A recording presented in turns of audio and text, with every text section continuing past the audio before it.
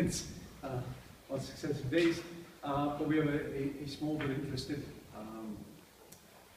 audience, so again, thank you. And it's a great pleasure to introduce Roozbeh Aliabadi, right? Yes. Who was a Gisbeh student actually when I was on leave, so I didn't get to know him then, but I had the pleasure of meeting him at the, where we did the 440 Awards, at homecoming, and that was a great pleasure, and it was fascinating talking to him. He graduated, I think, in 2008, and is currently a partner at Global Growth Advisors, small investment and specialty strategic advisory firm in New York. He also advises the Iranian political establishment, and we can find out who in question time, on matters of trade, connectivity and foreign policy. He served in an advisory role for the 2013 presidential campaigns in Iran.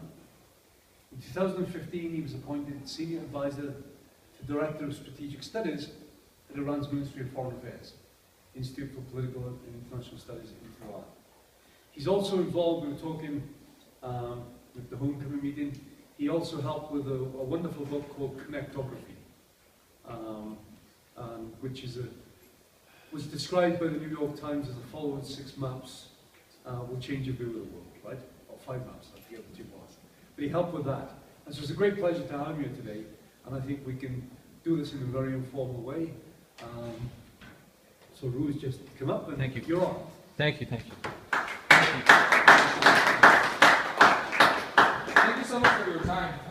You know, I always say, ever since the nuclear agreements, the crowd on Iran gets smaller and smaller. I don't know if this is a good thing or this is a bad thing, but I'll take it as it's a very good thing. So what I thought we should do is I thought very briefly give you an overview of the story of Iran. We've heard there are so many conversations about Iran nowadays, obviously, prior to the nuclear deal and after the nuclear deal. But I think what's important is we always talk about U.S.-Iran relations prior to JCPOA, Joint Comprehensive Plan of Action, or after JCPOA. I think the word we should be using more is not U.S.-Iran relations, but U.S.-Iran relations in transition. And this transition is a vital part of, I think, what we should be seeing in the next decade or so, at least. So we'll spend about 20 minutes to go through the story, and then after that, I'll be more than happy to answer any specific questions or open it up for some dialogues. And I think that should be the fun part. I typically, when I think about U.S.-Iran relations, I think about this. This is the seal of the United States in Tehran, on the wall of the U.S. Embassy that has not been occupied by U.S. diplomats since 1979. And when I look at this, it in a way resembles for me not just 1979 revolution, but for over 35 years we have in a way produced generations of Iranians and Americans alike that have only seen conflict. And I think this is the best representation of how frozen this relationship has been for such a long time. Looking at the Iranian Revolution, this is again a picture of the U.S. Embassy. We don't see the other side of the very busy central Tehran. But I would say 1979 Iranian Revolution was an event that altered the course of U.S. foreign policy in a way that no other event so aggressively has in the past 3+ decades. And I believe it's still the case today. Our foreign policy agenda here in Washington has been very much so in the Middle East dominated by what we want to do in terms of defeating it, in terms of managing it, and sometimes in terms of containing it. This is a picture of Iranian embassy in Washington, D.C. that Iranians do not have a seal, so I couldn't take a picture of the seal. I just showed you the embassy, which is sitting on Massachusetts Avenue, very close to the Naval Observatory and right across from the British Embassy, and further down from the British Embassy. But this is, for the most part, has been sitting vacant for the 3+ decades. Of course, most pictures that probably we do remember of our relationship with Iran, or lack of it, Americans typically remember this picture, and Iranians typically remember pictures of these types of pictures when we think about the hostage crisis. Let me fast forward a little bit. This is a candlelight vigil in Tehran after 9/11. I think months right after 9/11 was the first time that we thought the relationship between Iran and the United States is going on a path of growing optimism. Why so? Right after 9/11, US and Iran shared interests and common interests. Al-Qaeda was one of them, and the other one was Taliban, or defeating Taliban. So the sharing of those vital interests became a humongous part of the next subchapter of US-Iran relations. What's important is, and I think we haven't really talked about it, is Northern Alliance. We can talk about it during the Q&A if there's any questions about it. I'm not going to dive into it too much. But Iran's relationship with the Northern Alliance right after 9/11 was of a much more coherent relationship compared to what Washington had. Washington, in a way, as some officials in DC call it, they said, well, the only thing US did with the Northern Alliance was giving the Afghanis a big hug and a little bit of cash. But Iran's relationship with Northern Alliance prior to 9/11 and after 9/11 was much more coherent. And I think the United States realized that, and US did seek Iran's help to build the Afghani constitution right after 9/11. The last point I want to talk about that phase right after 9/11 was a letter, and a controversial letter that went to the White House at the time. We're not going to get into the details, but a letter went from Iranian leadership to the White House that talked about working on a broader Middle East. And apparently the letter was didn't get far, at least didn't get to the Oval Office, and stopped at the office of the Vice President, thinking that such letter is not really coming from the highest rankings of the Iranian government. Later on, Sadegh Karazi, who was Iran's ambassador to France, and very close to the supreme leader of Iran, he said, don't you think we would be checking with the supreme leader every paragraph before sending such letters? So there was a misperception in Washington where this letter came from, and also in Tehran, how it was perceived or who was really behind it. 2003. March of 2003, the United States starts airstrikes, then ground invasion in Iraq. I think the most important things that we perhaps did not account for are two factors when it came down to Iran's participation in Iraq. First, there were a number of Iraqi exiles living in Iran, which moved back to Iraq after the invasion.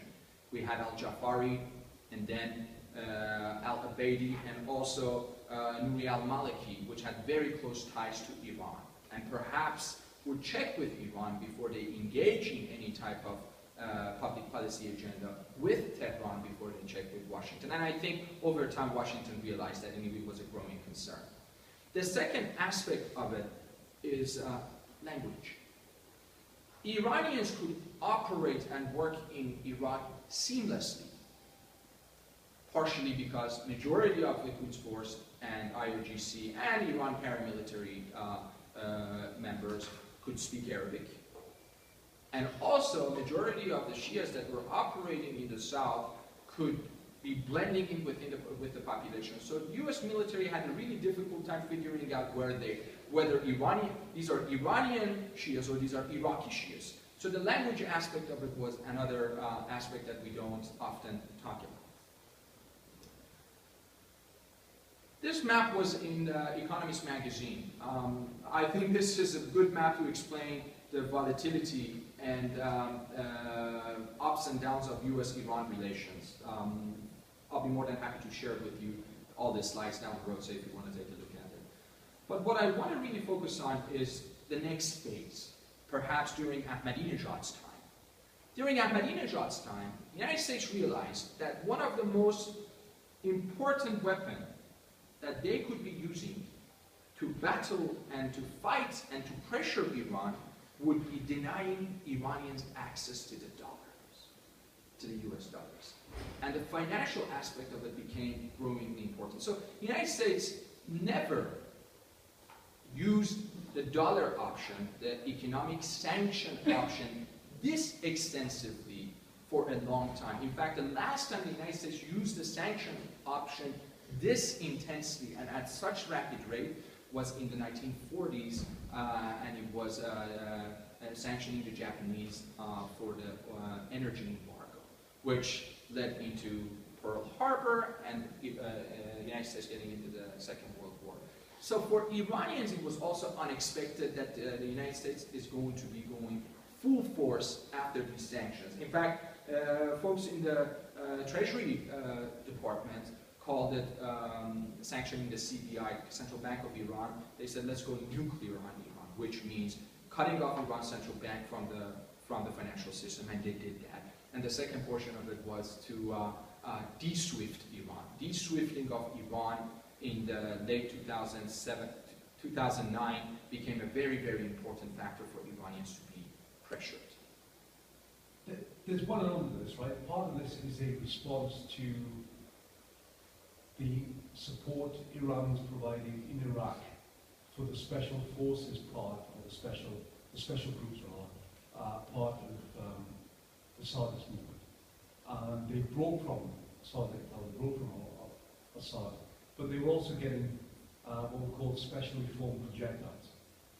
So it's not entirely surprising that one response to this was this economic response. Mm-hmm. It could be argued that way, but one of the things that we, I think we oftentimes ignore is the United States wanted an option on the table short of military option with Iran, which would at the same time be a game changer. And this option indeed was an option that is a game changer, yet short of military confrontation with Iran. And at the time, Washington did not have the appetite to have direct confrontation. Let's be clear, there were confrontation with Iran, predominantly in Iraq, but there were no direct confrontation except few occasions of that I think I would recommend read Jay Solomon's book on Iran wars to get a better perspective of where those confrontations were and how they played out for both Washington and Tehran. But I think for President Obama, Obama's foreign policy and his fixture and his extra attention to Iran was mainly because he was not interested to get involved into another war, and he wanted to solve the Iran problem rather in a different way. Generals in the Pentagon already told him that surgical strikes will not work on Iran, and if you start the surgical strikes on Iran, surgical attacks, you have to stay. The ball is in your court, you have to be there. So for Barack Obama, the idea was not to get bogged down in Iran, and certainly not to get bogged down in another Middle East war. So it was very important for him to exercise that. But came 2013, the presidential election of Hassan Rouhani. Hassan Rouhani is no moderate. Hassan Rouhani comes from the highest ranks of Iran's national security establishment. And Hassan Rouhani, for the most part, started changing the calculus Washington had. If you look at Rouhani's cabinet, out of the 18, only 3 members were former member of IRGC, whereas Ahmadinejad's prior president's cabinet had roughly about 9 members that were IRGC members. To Washington, this was a signal of more moderation. And the other part of it was Mohammad Javad Zarif, U.S.-educated diplomat, became the foreign minister of Iran, and Mohammad Javad Zarif to Washington was perceived as Iranians are extending the olive branch and they want to go ahead and engage in negotiations with the United States. So part of Barack Obama's foreign policy after 2013 becomes including Iran, engaging Iran in nuclear negotiations. One thing we probably agree when it comes down to Mohammad Javad Zarif is his impeccable English and his disarming smile turned the dynamics of negotiations. But this wasn't the first time the United States and Iran was negotiating. There were secret negotiations that were taking place 2 years prior during Ahmadinejad's time. So when all the foreign ministers were sitting down and they thought that Foreign Minister Zarif and Kerry and Secretary of State Kerry are there. They thought, well, this is a huge accomplishment. This is the first time. But the fact of the matter is that the secret negotiations started in Oman roughly around a year and a half before that.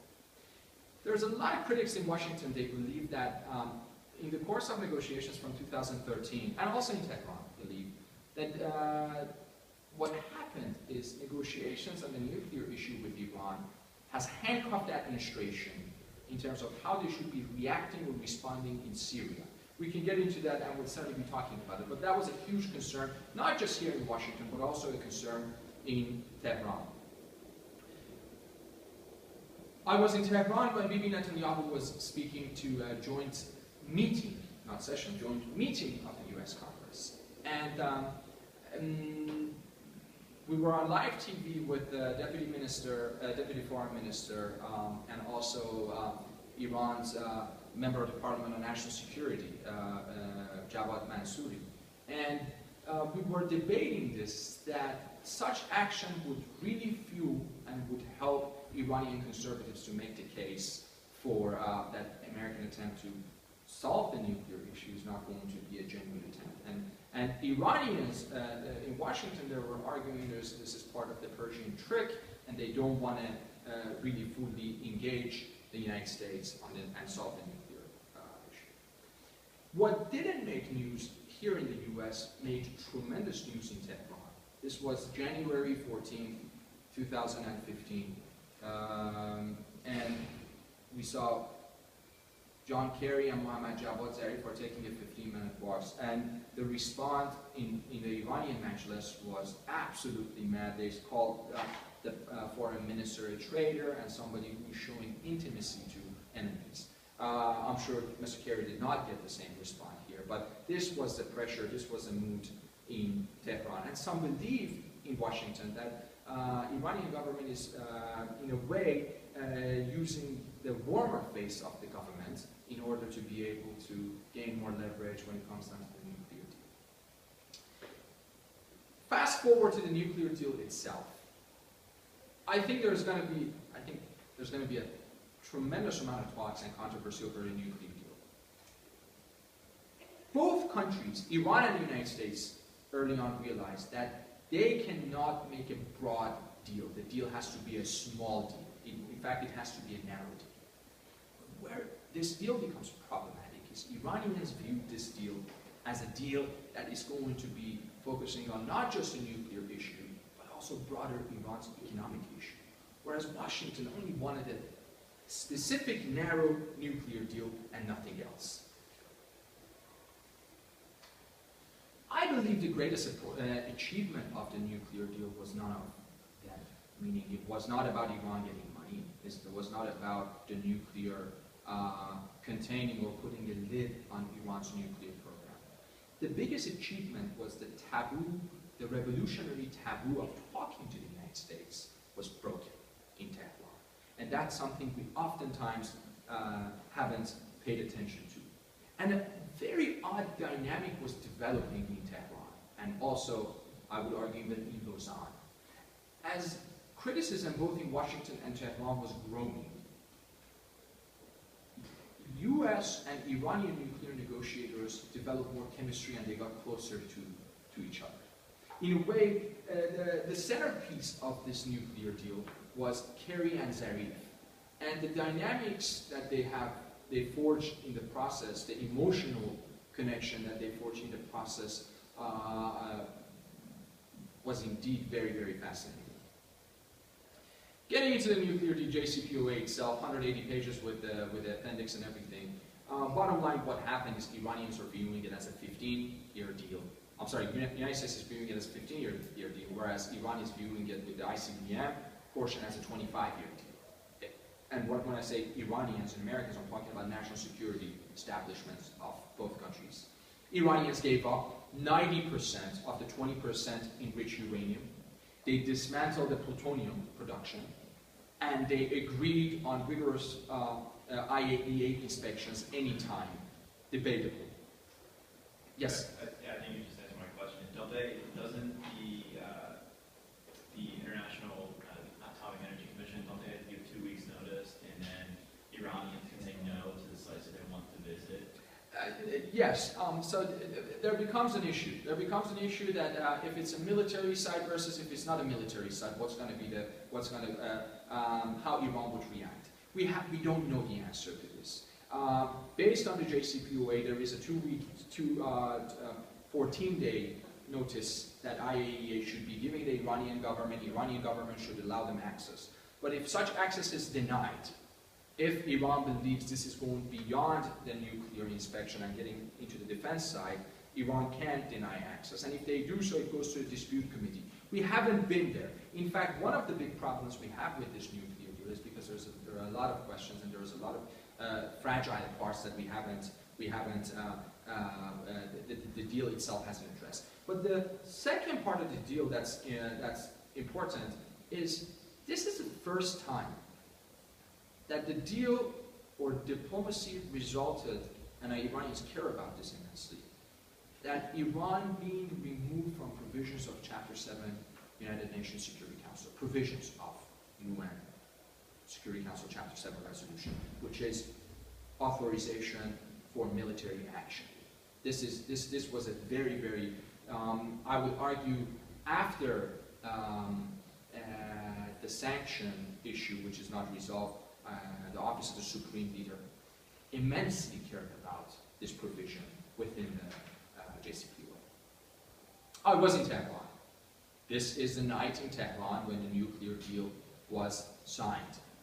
Not the implementation date, the nuclear deal was signed.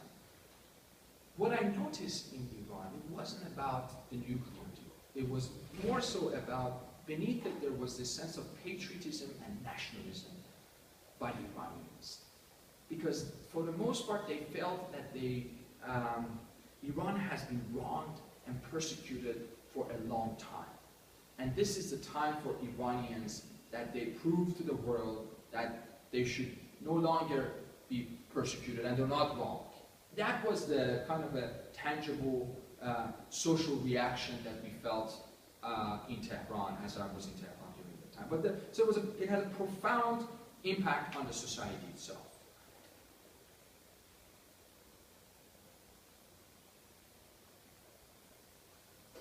I added a little bit of personal touch. This is me in Tehran on the day of the nuclear agreement.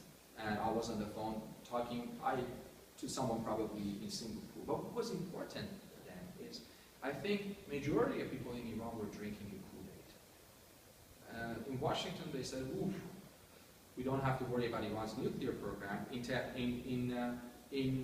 Tehran they said, oh, this is an opportunity for us to open up economically. And that was the biggest part, and Iranians didn't think about the challenges that they were faced with. I only shared with you this to give you a sense of what the business community went through. So this is McKinsey company, and they sent me a confidential report in Farsi, calling Iran a $1 trillion business opportunity, and they wanted to get into this market. So as soon as the deal was signed, there was no frustration in terms of transactions. We saw big companies coming. McKinsey, others, American companies were calling in from New York, from elsewhere, private equity companies. What can we do? What does this mean? So this was the momentum or the rush that was being built. For the first time, I don't know if this was related, but I spotted a US flag, not on the ground, not painted on the wall, but a US flag at the department store. And I took a picture of it and I tweeted it. And it actually happened on 4th of July, I saw this. And I tweeted it and I got a lot of attention. So I'm glad I'm here now. So, the nuclear deal, this is souvenir signatures that one of the copies of the JCPOA got. So you probably recognize some of the signatures. I wish I had one of these, I don't. John Kerry, this is Mohammad Javad Zarif. He said he's thanking Abbas Araqchi and Majid Takht Ravanchi, two deputy foreign ministers here as well. But to me, the significance of this was the fact that for the first time, US and Iran signed something after nearly 40 years. And that was a very, very interesting moment in history, I would say. President Obama did not want anything more than a nuclear deal. In fact, Iranians were back in Tehran very upset. This is a foreign ministry. And I cannot take credit for this, but I remember the deputy minister asked me, what should we be calling it? I said, why don't we call it opportunities and capabilities? Well, they translated into Farsi, which is Forsat and Zarfiyat. So what are our potentials and what are our capacities and what are the opportunities after the sanctions? But the faces that you're seeing, most likely these are the faces that you see of college students after a night of drinking that are hungover.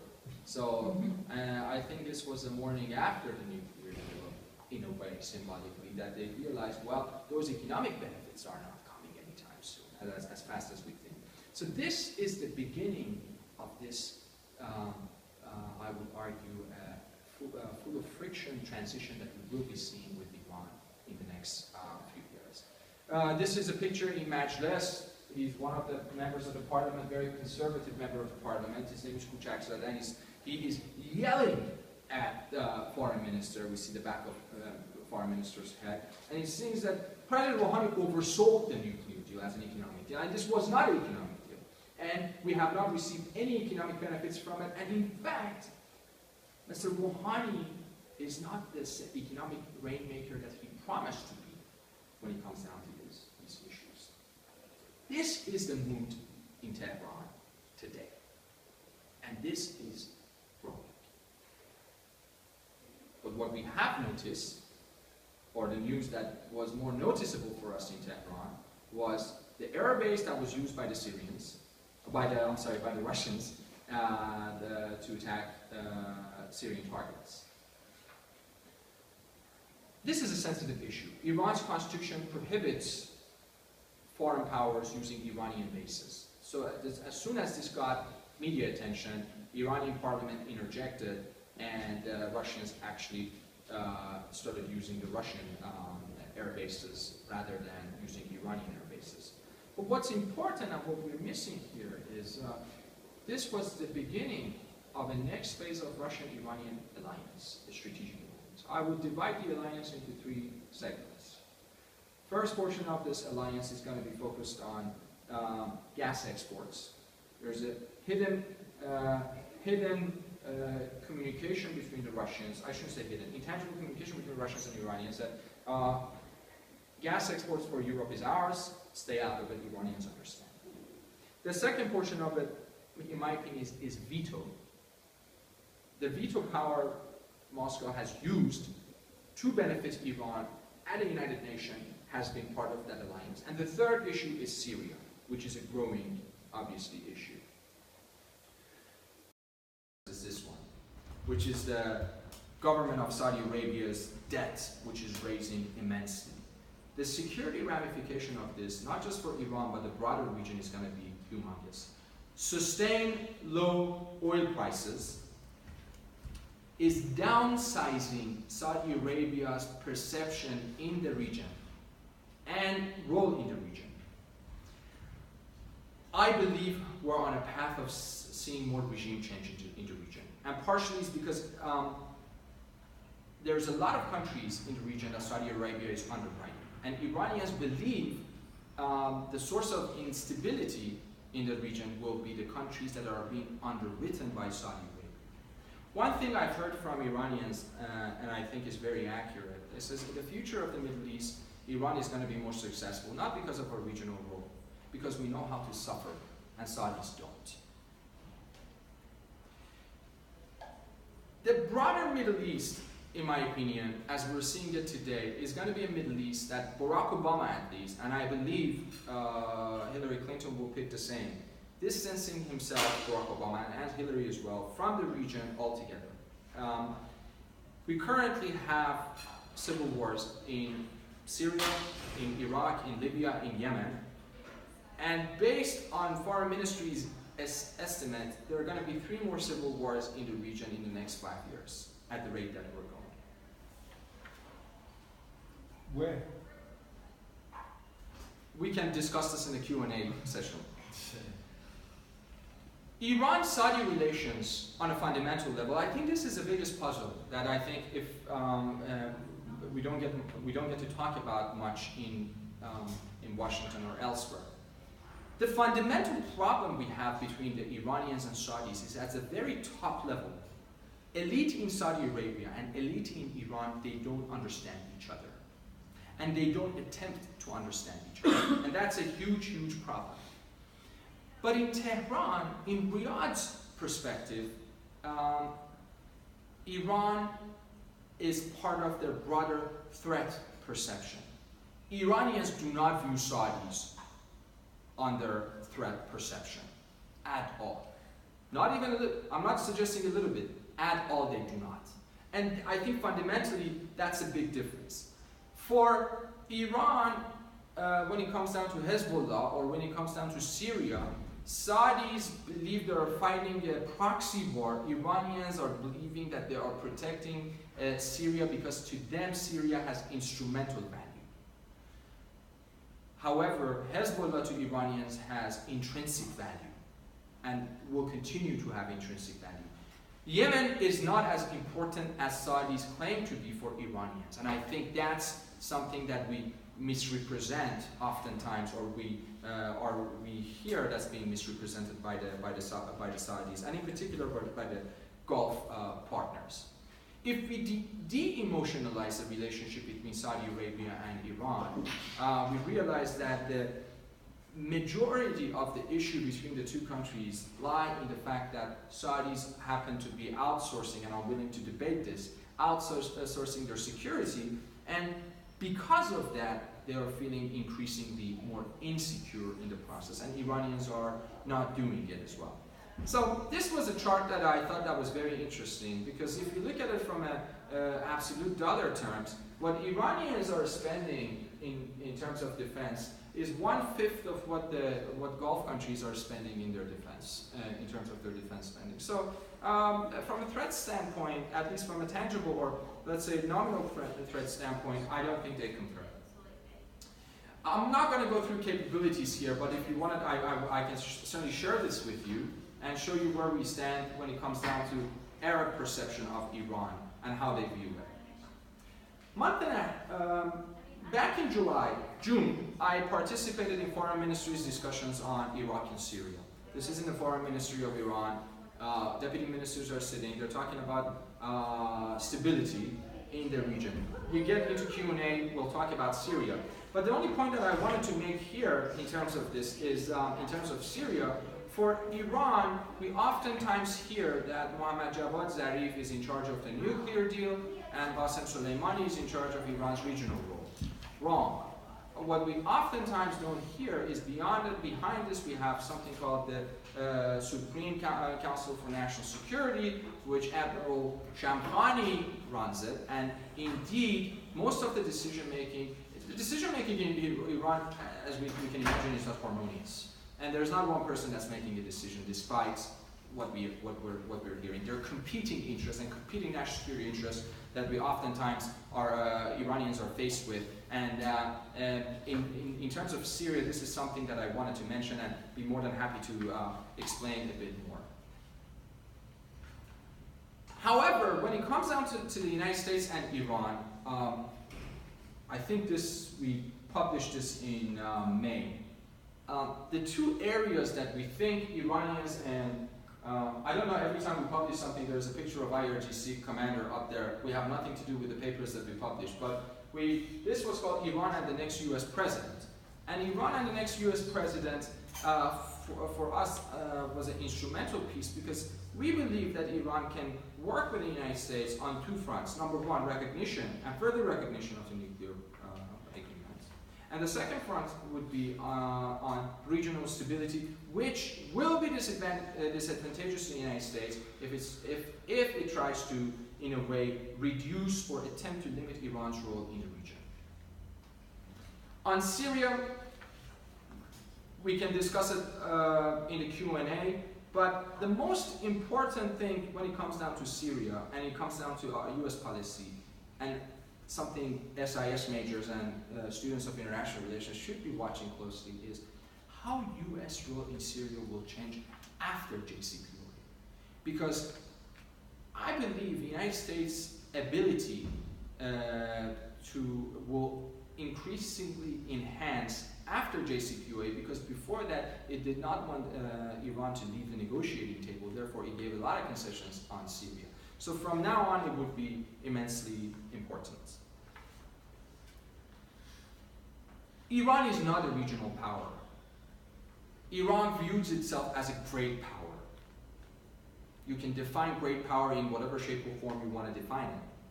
But what it believes is it has a role to play, not just in the region, but beyond the region.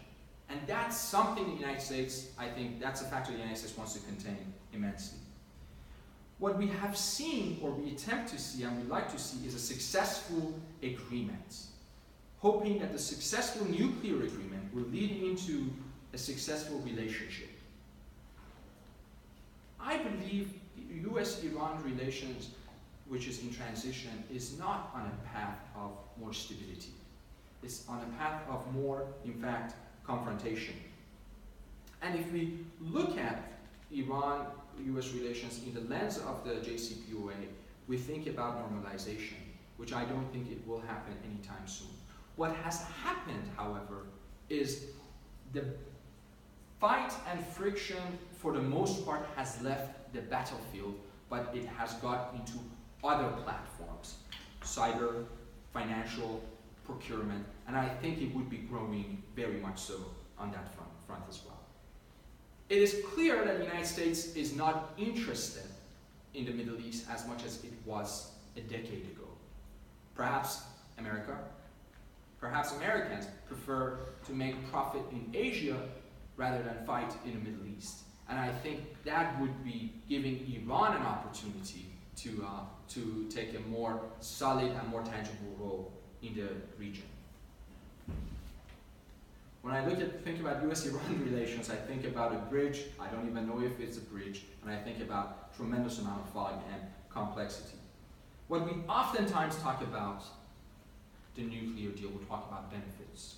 Yes, there is benefit to diplomacy, but we don't oftentimes talk about the cost of Vienna Agreement and what Vienna Agreement has postponed, which the confrontation that could otherwise take place today might be taking place perhaps 15 years, 16 years down the road. The biggest challenge beyond JCPOA, both for Iran and for the United States, is to find a deeper understanding on a balance that they can create. They will not normalize anytime soon this relationship, this fragile relationship.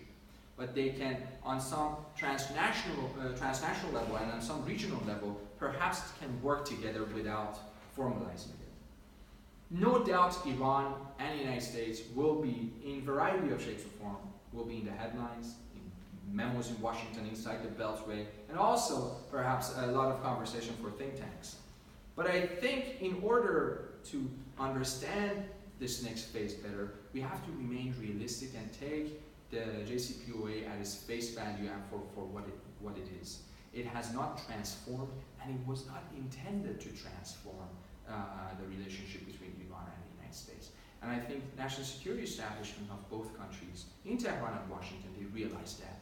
And with that, I'll be more than happy to open it up for questions or answers or comments on anything that you might have.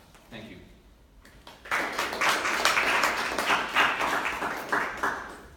Thank you, Ruth. That was fascinating and provocative analysis. So, questions? Well, just as a follow-up from your question earlier, you mentioned that there were the potential for 3 conflicts, at least in the Middle East in the next 5 years. Where were those estimated to be? 2 of them I let you guess. One of them I can tell you. The one that I can tell you is KRG, Kurdish Regional Government. Does one of them include Egypt? I'm very worried about Egypt. I'm very worried about Egypt because Egypt's, let me see, how can I say? I am very worried about Egypt's decline in receiving aid from Saudis, and that's extremely problematic. Yes, and then? Do you think Saudi Arabia would be a civil war situation or conflict coming up here? Because you see in the west of Saudi Arabia are all the Sunnis, and on the east and a little portion of the east, you have all the conflict back and forth between the two, and you know, a lot of commentators, especially in the U.S. national security apparatus, said it's the worst it's been in recent times. Do you see that conflict popping off anytime soon between them? I don't believe we will see civil war in Saudi Arabia if you're talking about sectarian war. The population of the Sunnis versus Shias, not comparable. This is not Iraq situation. We have only a few millions of Shias in Saudi Arabia. But I think the biggest problem with Saudi Arabia is going to be a growing unhappy population because of economic progress. So Saudi's internal problem is internal reform, more so than Iranian problem. So I think no, I do not see a civil war in Saudi Arabia, and I don't believe the region will allow a civil war in Saudi Arabia. But I see grave concern in Saudi Arabia. Yes. You talked about the previous civil wars in Libya, Syria, Iraq, and U.S.'s involvement in it. Do you see, and U.S. distancing itself from the Middle East now, do you see in these future civil wars that U.S. will be involved? I think U.S. is going through this. United States is trying to, in my opinion, approach Middle East more hands-off. Here's the reason, purely financial. At the low level of oil prices that we're seeing today, the United States is a net exporter, whereas this was not the case 20 years ago. So because of that, I think it's going to be very problematic for the United States to take an extra role in the Middle East that doesn't need to, as its relevant stakes in the region is declining. But I think one area the United States will remain in power, and I think will work with Iranians, would be Afghanistan. Afghanistan is a huge mess today, as we're seeing it. The Taliban, as of last week, got into further positions in Kabul and Helmand, and also I think this bizarre formula of governance that we set up, United States set up in Afghanistan will fail between having the president and a CEO in a way, having Ashraf Ghani and Abdullah. So this bizarre formula needs to change as well. But that's gonna be an area that Iranians will work with the United States. And I think Revolutionary Guard will work with American ground forces as they have done in the past. I think you're probably right on this one. The one thing that could undermine it is the US-Russian rivalry. As that becomes more explicit, it doesn't matter whether the US, if we go back to the Cold War, right? It doesn't matter whether the US has intrinsic interests somewhere. There are important symbolic interests. So places like Vietnam got elevated in the Cold War. The same could happen in the Middle East. So it's a potential counter to your argument. I don't think it's. I'm not saying it's inevitable, but I think it is a possibility that as the Russians become more assertive in the area, the United States actually might be less willing to cede it to becoming a Russian-dominated or Russian massively influenced area. So I think that's the counter. That's a very good point, and I would add China to the mix because of growing economic interest. Because growing economic interest in Southeast, in Central Asia for the most part. You were first, I think, and then Mr. Hoffman. So I had a question about what Iran wants from ISIS, what they want, what their goals are. If I were Iran, I would be supporting an insurgency that's ravaging its neighbors, regardless of the